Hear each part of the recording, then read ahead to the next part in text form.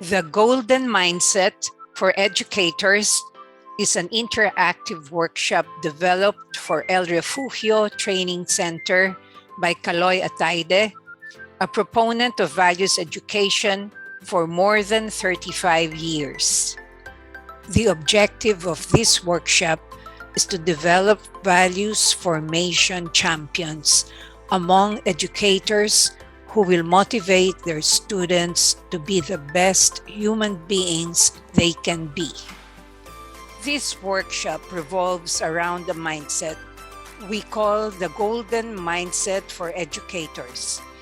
It is a frame of mind that encompasses 7 states of mind, namely gratefulness, potentiality, self-control, in the present, oneness, integrity, and healthiness. These are ways of thinking we believe are needed by educators to effectively serve as values formation champions.